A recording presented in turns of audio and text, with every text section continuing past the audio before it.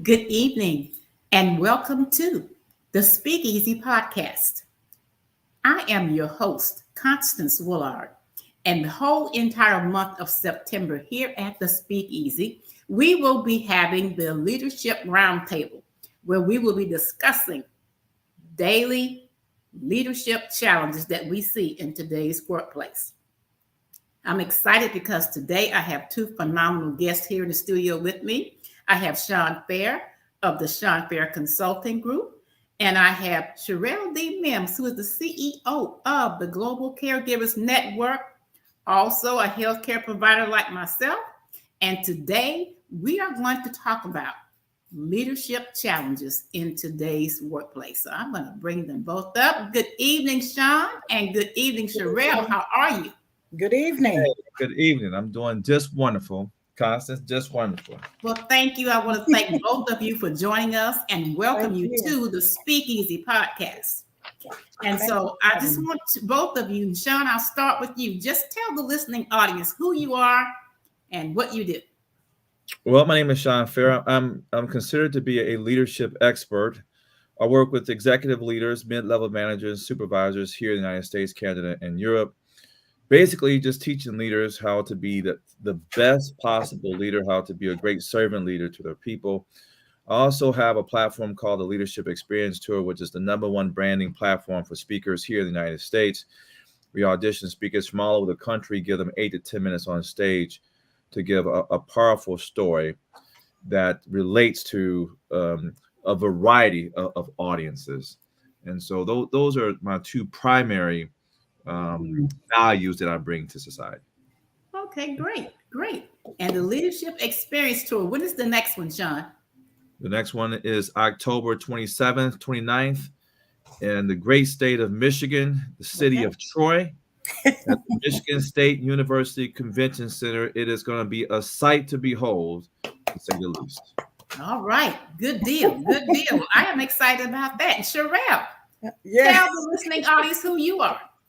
I am so excited for Shawn. Oh my goodness, because we have just learned so much from Shawn. Yes, we Shawn, have. yes, he is the man. So anyway, my name is Sherrill D. Mims, and I am a motivational public speaker. I was on the Leadership Experience Tour in February of 2021 with the phenomenal Shawn Fair.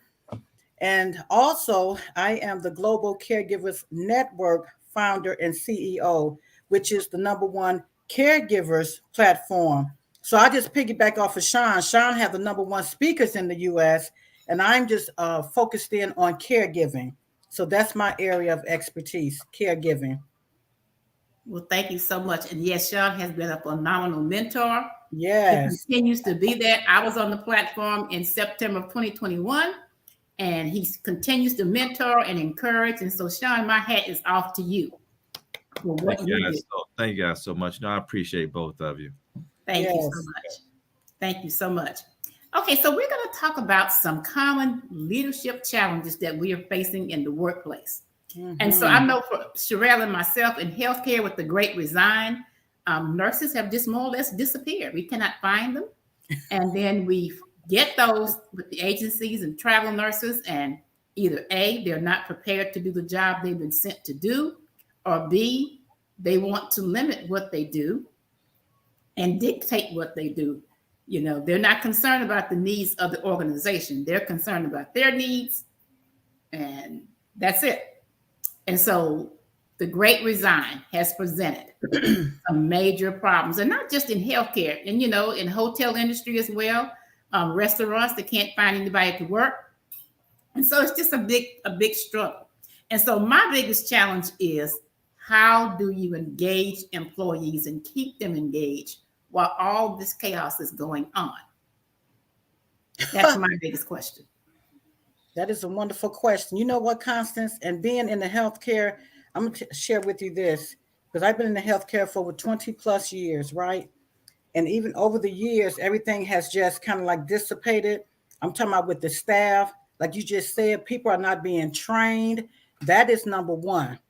They're not being trained to be on the medical units and do what needs to be done for the patients. So let's take, for instance, the case where I'm at. I'm doing neuropsychiatric nursing, Alzheimer, dementia, bipolar, and the mental health behavior arena, right?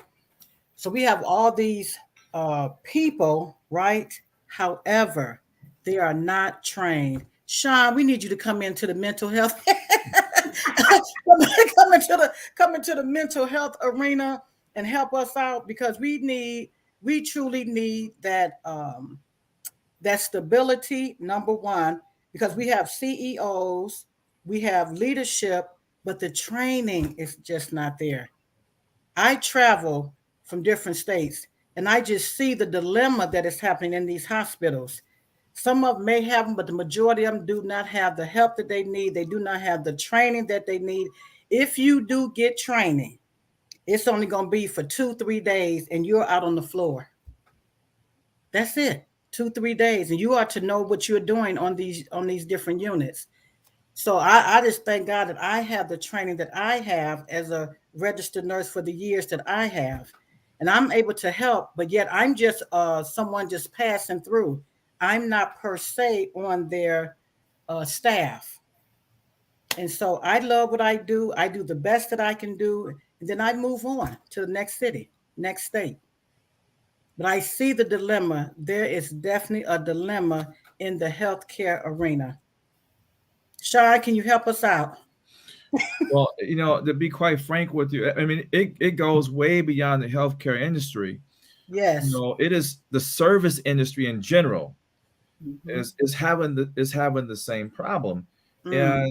And because of the pandemic, employees have started to realize that they can generate revenue on their own. Mm-hmm. And they can manage themselves and treat themselves the way they would like to be treated. And so when you think about all of the dysfunction that's happening in today's workplace, and one of the dysfunctions is not having enough staff members, it all starts with leadership. Yes, If leadership absolutely. doesn't understand how to deal with people, Mm. right? How to uplift, how to motivate, how to educate, how to develop, right? How to develop successful people in today's marketplace. In other words, if people know that their best interest is not in mind, why would they come back to work? Mm-hmm. Why would they come back to work? So until that happens, until leadership truly understands that, it's going to be very difficult to bring back great people in That's today's it. workplace. And here's the thing. Sometimes you can get some people to come and fill a spot, but they're not the best people. And then if you find some decent people, now they have something called quieting. You guys ever heard of that term before? No. It's No. called quieting. It's a new term that they're using. And quieting is when an employee goes to work, they read through their job description, and they're going to do only what the job description says that they should do. Right? So you got that whole situation now, and it's not much the employers can do about it because what? It's in the job description. Well, not only is it just in the job description, but I can't Mhm. find employees. Thank So, you. So they put up with stuff. There you they go. got to put up what they can put up with.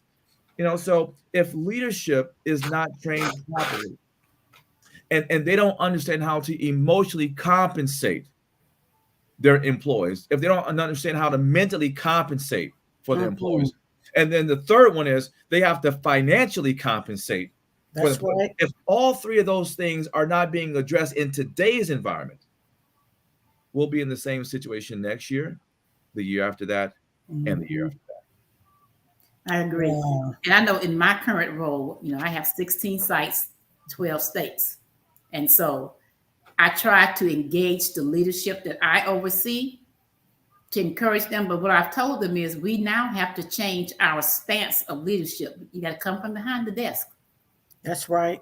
You have to come from behind the desk and get out among and lead side by side and not dictate. but participate and encourage and motivate. And even for me at my level, when I go prepared to hit the floor, because I never know what to expect when I get there. But I find that I'm able to communicate better with the staff if I'm out there with them working side by side. They appreciate me and my leadership, for one. They appreciate me more. And a lot of them don't know how to accept that because they've never had it for so long. That has not been the status quo. Leaders go into their office, they go to meetings all day, and staff may or may see them, may or may not see them, and they don't even know who is in charge and who is leading them. And so now they have me coming out there amongst them, and they get scared, like, well, why are you here? Are you spying on me? And my deal with them is, hey, I'm here to understand and to empathize with what you're doing and what you're going through, and to do all I can to help you and to encourage you to meet the goals, what we're here for. And so, Shawn, you're right. These companies are putting up with just, someone told me one day, I was talking about, getting rid of an employee. They said, well, having her is better than having no one. And I said, I disagree. If that person is not meeting the needs of the organization and not helping to move the organization forward, no, they need to go. You don't just fill a spot. Well, I agree. Because what you just said, lead by example is one of the most critical attributes that a leader must demonstrate. And if I allow an employee to come in and do subpar or satisfactory work, if that's what the other employees see, then that becomes a major challenge for you to manage everyone else. This person has been here for the past 17, 18 months, underperforming with a poor attitude and unproductive. But yet you want to call me into the office and tell me about what it is I'm doing and not doing. But the fact of the matter is that person's been doing it for the past 15 months. Your ability to coach, train, hold folks accountable, and discipline is minimized when that attribute is missing. Absolutely. Manage folks when you allow people to do what they want to do. I agree. 100%. I agree. And I see it all the time. And, I have conversations with administrators and different things and say, hey, you're in the driver's seat.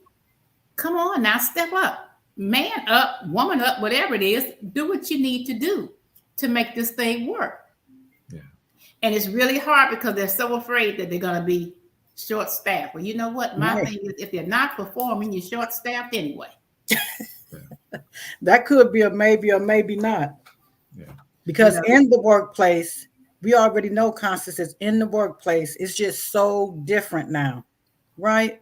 It's just different. I mean, the milieu is different. The people they hiring in is different. I know for sure that they just hiring people in off the street, just like you said, to fill a spot. We rather have someone than no one at all. But then that's defeating your purpose. Like Shawn just said, you still got to step in the position where you can be the leader and be out there, right? So, and I know for a fact that where I was at, right, they just didn't come out on the floor. And then a lot of people, when they're in that CEO position, the DON and all these other positions, they just don't come on the floor because corporate have them doing so much that they can't even afford to come on the floor. And this is why they have nurse lead, if you will, charge nurse or supervisor nurse, and they supposed to lead on the floor. Whereas the DON and the CEO doesn't have to come to the floor. So you just do the best you can. That's all you can do now. It's just a dilemma across the board. Like we just said, it's just across the board. So you do the best that you can and move on. That's what I do. That's where I'm at with everything. And I know that I am an asset when I go into these places, being a seasoned nurse. They would love for me to stay on. I just don't, because I just see the dilemma in the places. And it's just like a haphazard situation. But I do the best that I can while I'm there, and I make the best impression while I'm there. And that's all I can do. I have to look at it from a professional perspective and from a patient perspective. Sure. And me being a patient just last week, okay, I in the hospital where I was, they had a lot of travel nurses. Right. And 2 nights I had this nurse. She did not assess me the whole 12 hours either night that she took care of me. Okay. So anything that's wrong, I'm on telemetry monitoring because, my electrolytes Sure. are off. Right. So anything could have gone wrong. And she did not assess me. And so that third night when she came in, I says, I need for you to sit down right here and let's have a conversation. Yes. And I talked to her and I explained to her the importance of her assessing her patients. I said, what if something goes wrong with me tonight? And you've gone out there and documented something that is not true and accurate. Correct. You got a problem. I said, and trust me, you do not want to go before that kangaroo court at the Board of Nursing. Wow. You don't want that headache. You work too hard to get where you are. I said, so it's very important that you assess your patients. Absolutely. I said, because if you didn't assess me, I bet you didn't assess somebody else you had tonight. And I'm willing to bet money that you documented an assessment that you did not complete. And she dropped her head because she knew I was telling her the truth. And so we have to, as leaders, take a stand. That's right. We have to take a stand for what is right. We just have to. Because we have people's lives that we're responsible for. That's right. And we have to protect. We really do. And so we have to take a stand.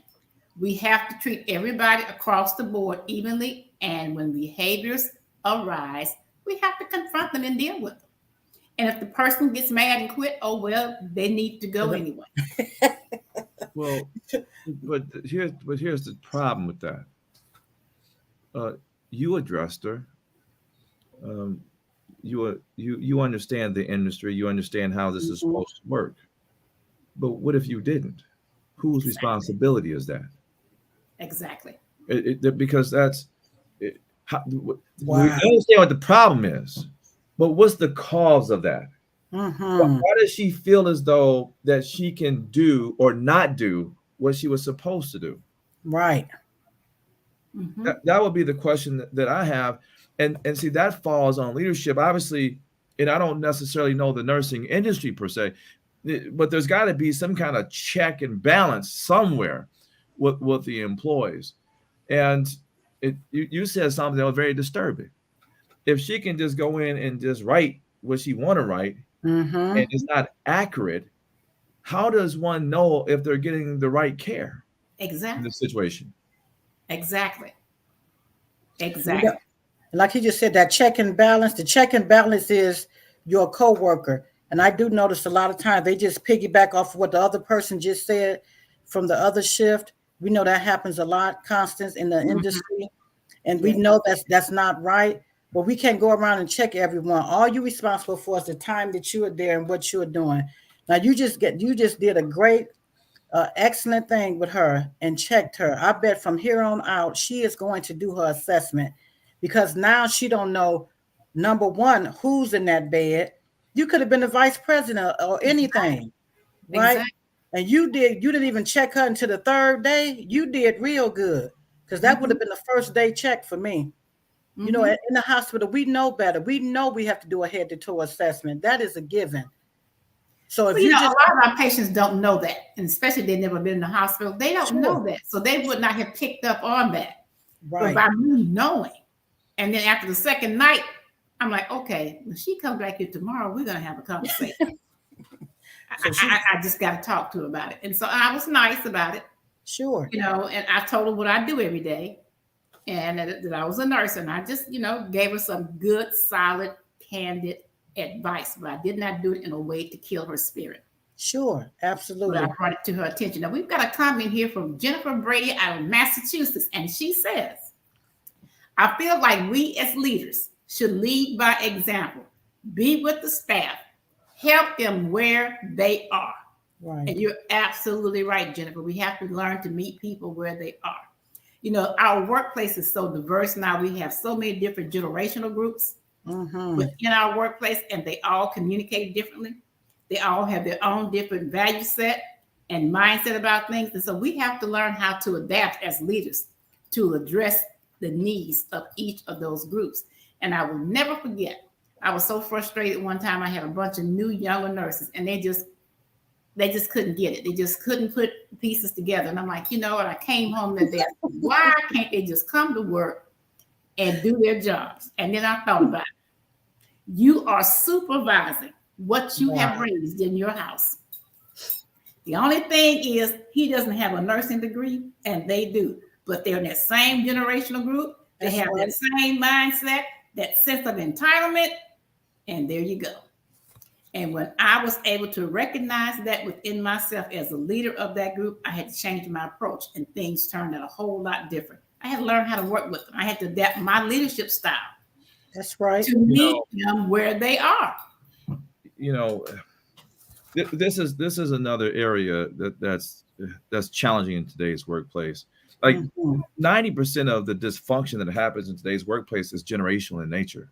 About 90%. Yes. And that's it. Listen, it's the way we look at leadership. I'm a Gen Xer.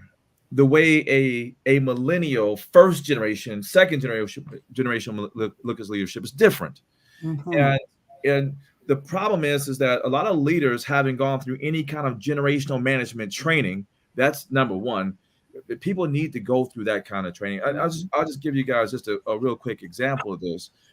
A millennial and a Gen Xer sees leadership totally different. We don't view it the same. When I was growing up, and I'm just going to take you back to second grade real quick.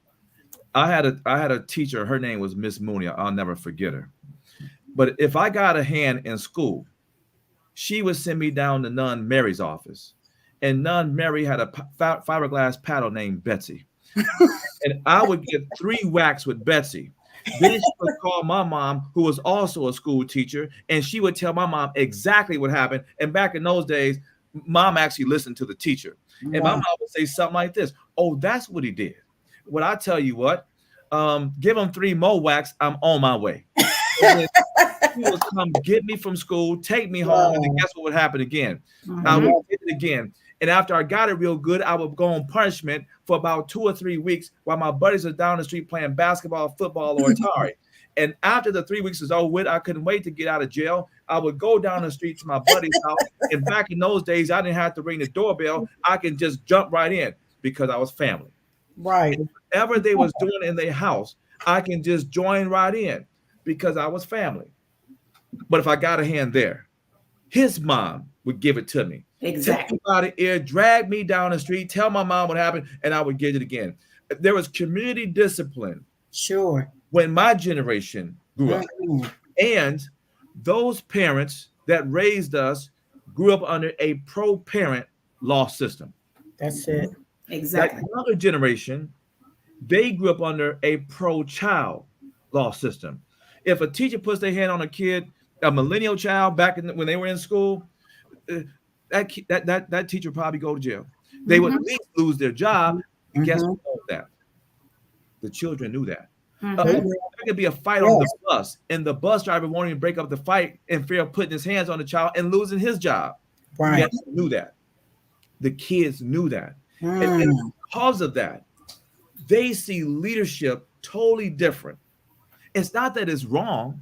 It's just the way they grew up, and the way we grew up is different. Sure. And a manager in today's workplace has to recognize there are some fundamental differences in how we view certain things. But I can tell you this: if leadership explain how the chain of command works up front, right, and they explain to them how accountability works up front, no matter who the generation is, you put people on the same page. And a lot of times that don't happen like it used to happen. Like we used to have this orientation, and they would explain that kind of thing. They don't explain it anymore. And so now we just think that their perspective is our perspective, and the problem is it's not.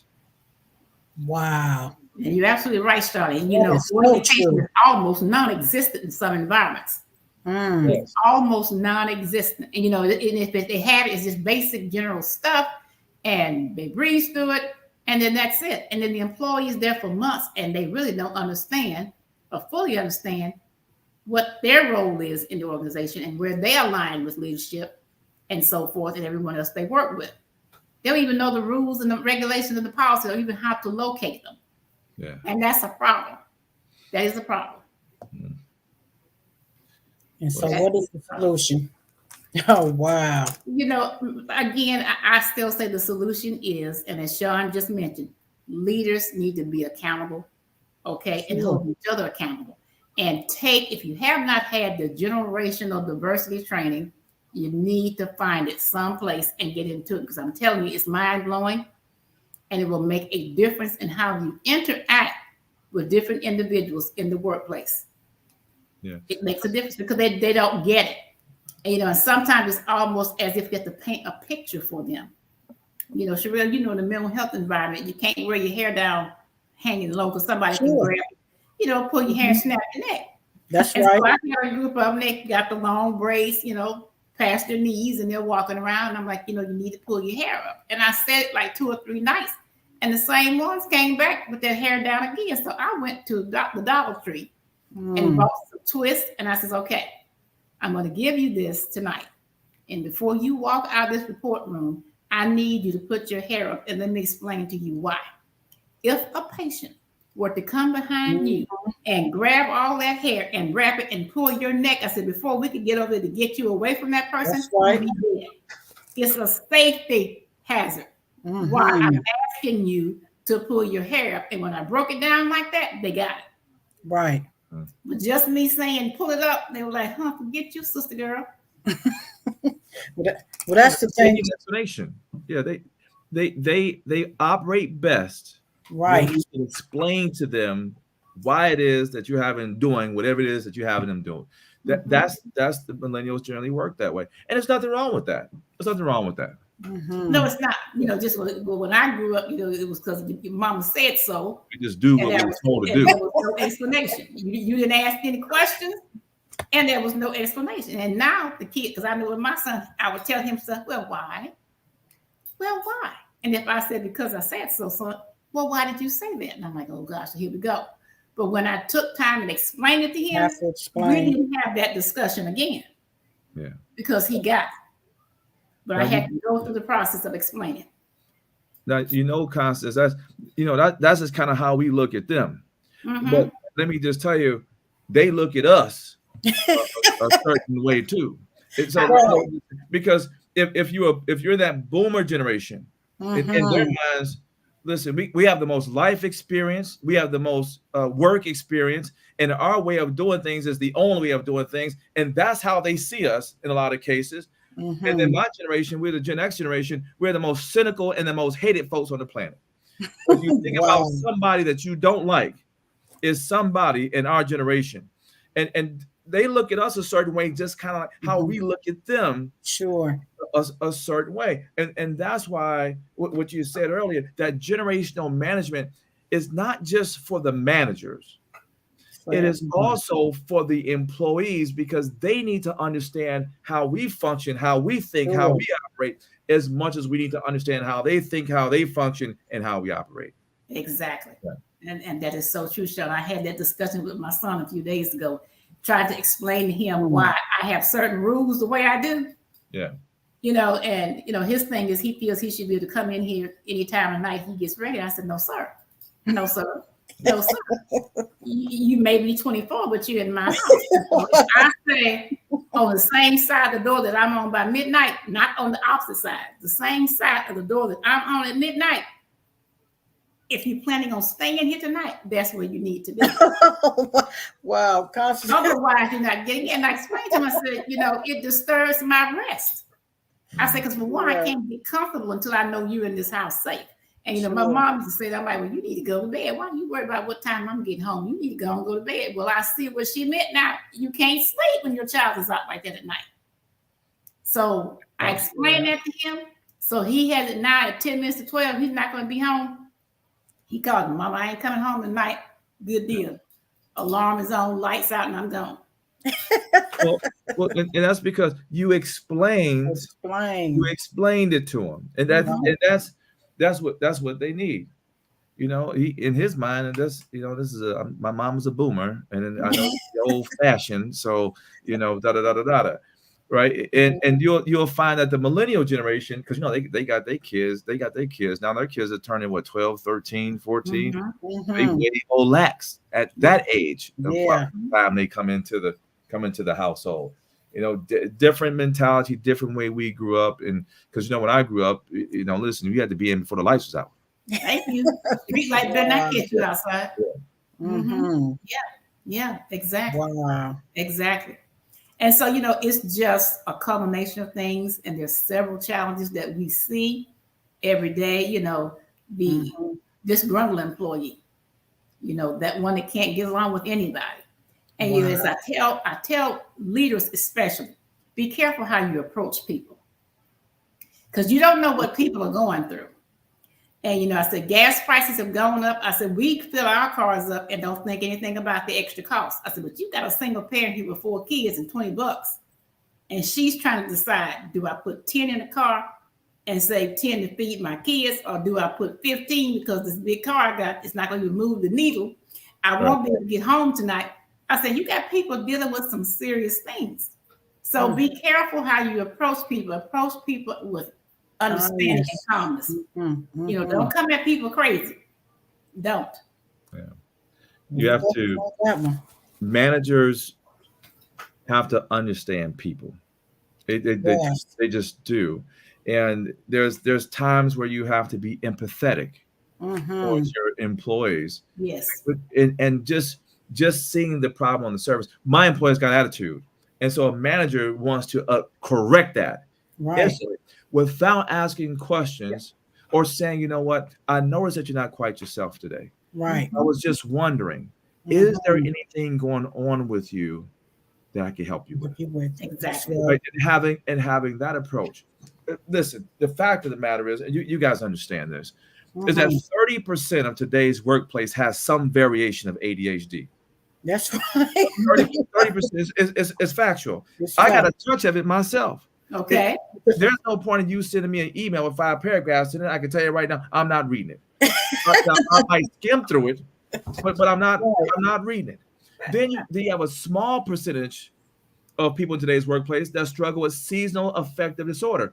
Like Right. they deal with depression and anxiety right around October. It's light, it's dark when they go to work, it's dark when they come home, all the way through the month of March. And then some people, like you said, Sherrill, they have a small percentage with bipolar. Right. And so you got to deal with all these different facets, and you think it's one thing, And it's something. but it's something totally different. Yes. But yes, you're trying to address what you see on the surface, and all you're doing is making the problem worse because you don't really understand the cause. Now, I'm not saying that managers should go back into the office or whatever and start diagnosing people. That's not what I'm saying. That's illegal. Right. You can't do that. But Right. what I am saying is that you do have to recognize the signs and find different approaches, right, to understanding the cause of the problem that you're seeing on the surface, so that you can get the employee into a good space, a good place. That's what a manager is supposed to do. That's it. You're absolutely right. It's service. All about that service to humanity. Absolutely. Service. Yes. Excellence. Everybody say excellence. We give excellent service. We give the best service, but yet you're not dealing with your employees. So Shawn, yes, kudos. Yes. Because Thank you so much. we need that excellence. We got to continue to, as the seasoned nurses, the seasoned CEOs, or seasoned, whatever you want to call it, we have to set the standard for those that's coming behind us. Remember, those that was before us set the standard for us in the healthcare. So now we got to set it for those coming behind us. And yes, they are different. They have their own set of rules. However, just like they explain it to us, we can explain it to them. It's just that simple. Now, whether they hear it and listen, that's something different. But we did explain what's going on. That's all we have to do. Explain. Communication, right? We have to be able to communicate with people. That seems to be the downfall across the board. I can say this, I can speak to you. You hear me. When I ask you, do you understand what I just said? You can't tell me what I just said. That's not communication. That's a one-liner. So you did not understand what I just said. So that communication in the workplace, and it's not just in the workplace, it's everywhere. We have to learn how to communicate without what? Getting upset, already drawn a conclusion. We have to be able to communicate, send a message, and also be able to listen. And Sherrill, you're absolutely right. Leadership is not only in the workplace, it's in your homes, it's in your church, it's in your community, it's everywhere. It is everywhere. And so whether you are the leader of your household or you are one of the leaders of a household or of your neighborhood watch association, whatever it may be, we have to learn to communicate and meet people right where they are. That is so important. So important.